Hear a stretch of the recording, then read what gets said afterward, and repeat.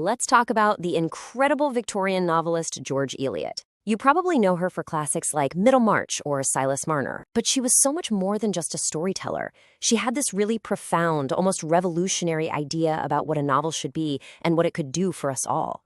And this quote, "This is everything." It's basically her mission statement. For Eliot, writing wasn't just about spinning a good yarn for entertainment. No, it was a serious duty. She truly believed a novelist's job was to tell the truth about the world as they saw it, with the same honesty as someone testifying in court. I mean, what a powerful way to think about art. So, how did she actually do it? How did she bring that mission to life? Well, her whole approach to realism, this humane way of seeing the world, it really boils down to 4 foundational principles. We're going to break them down one by one to see how it all clicks together. Okay, first up, the bedrock of it all, the absolute relentless pursuit of truth. For her, this was non-negotiable. It's the starting point for everything else. Eliot's idea of realism had nothing to do with fantasy or making things seem better than they are. It was all rooted in what she called direct experience. The whole point was to capture life as it really is, based on what you can actually observe and know for yourself. It's an art that's built on watching the world, not just inventing it. And she was under no illusions about how hard this was. Not at all. She knew that telling easy lies or simple stories was the path of least resistance. The real challenge, both artistically and morally, was to stick to the truth, even when it was complicated, messy, and difficult. And, that deep commitment to truth flows right into her second principle. This one is all about staying true to your art, especially when people are pressuring you to do otherwise.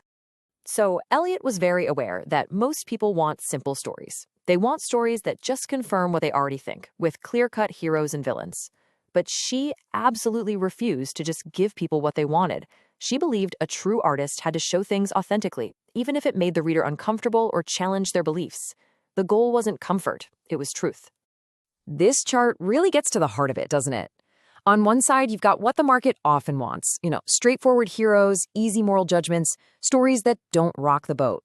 But on the other side, you have Eliot's realism. That means messy, imperfect people and the tough truths that go along with them. She always chose the harder path. Now, this is where her art takes a turn and becomes deeply moral. With her third principle, we're moving beyond just observing the world to figuring out how we should engage with it. Okay, so here's the crucial idea. If you're going to show people truthfully, you have to show them as flawed. It's part of the package.